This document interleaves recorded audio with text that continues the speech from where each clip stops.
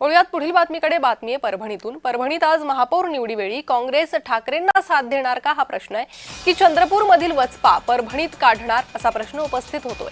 महापौर विराजमान करण्यासाठी ठाकरेंना काँग्रेसची साथ हवी आहे। काँग्रेसच्या मदतीने ठाकरे सेना महापौर पदाची मॅजिक फिगर गाठणार का याकडे आता लक्ष लागलेलं आहे।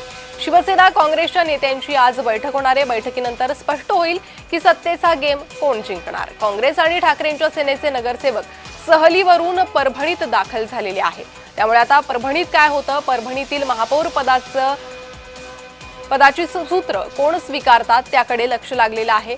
चंद्रपूरमध्ये ज्या राजकीय घडामोडी घडल्या त्यानंतर काँग्रेस परभणीत ठाकरेंना साथ देणार का, ही चंद्रपूर मधल्या सत्ता समीकरणांचा वचपा काँग्रेस या ठिकाणी काढणार हे पाहणं महत्त्वाचं आहे।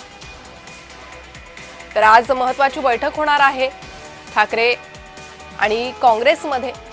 ठाकरे गट आणि काँग्रेसची ही महत्त्वाची बैठक। या बैठकीनंतर आता काय ठरतं त्याकडे लक्ष लागलेलं आहे। अधिक माहिती घेणार आहोत आमचे प्रतिनिधी रमेश महामुने सध्या आपल्यासोबत जोडले गेले आहे।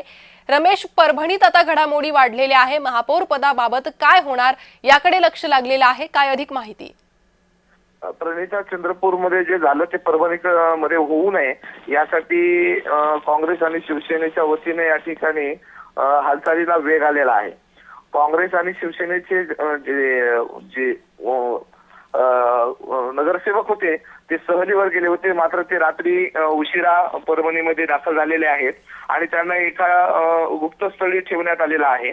परभणीचे खासदार संजय जाधव असतील, आमदार राहुल पाटील असतील, काँग्रेसचे माजी आमदार सुरेश देशमुख असतील, मुजाहिद खान असतील, यांची काल रात्रीच बैठक झालेली आहे आणि या महत्त्वपूर्ण बैठकीमध्ये स्थानिक सर्व नेत्यांनी एकसंघ राहण्याची या ठिकाणी घोषणाही केलेली आहे।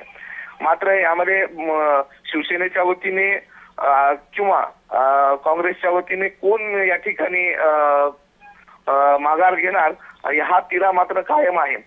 या संदर्भामध्ये महत्त्वाची बैठक आता सकाळीच होणार आहे आणि यामध्ये सर्व हा तिढा सुटण्याची चिन्ह आहेत।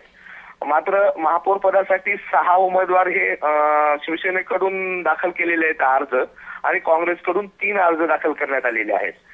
मात्र आता हे पूर्ण अर्ज माघार घेणार का आणि महापौर कुणाचा होणार याकडे जिल्ह्याचं तरी लक्ष लागून राहिलेलं आहे।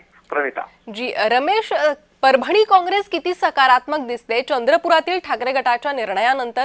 त्यांच्याकडून काय हालचाली करण्यात येत आहे, नेमक्या काय प्रतिक्रिया समोर आलेल्या आहेत का? काय सकारात्मक दिसते काँग्रेस? निश्चितच जे माजी आमदार आहेत सुरेश देशमुख यांनी स्पष्ट नकार देत भाजपाची ही खेळी आम्ही मोडून काढणार असल्याचेही त्यांनी संकेत दिलेले आहेत आणि आम्ही चंद्रपूरची पुनरावृत्ती या ठिकाणी होऊ देणार नाहीत असा ठाम विश्वासही सुरेश देशमुखांनी या ठिकाणी व्यक्त केलेला आहे। प्रणिता जी, रमेश, धन्यवाद या सविस्तर माहितीसाठी।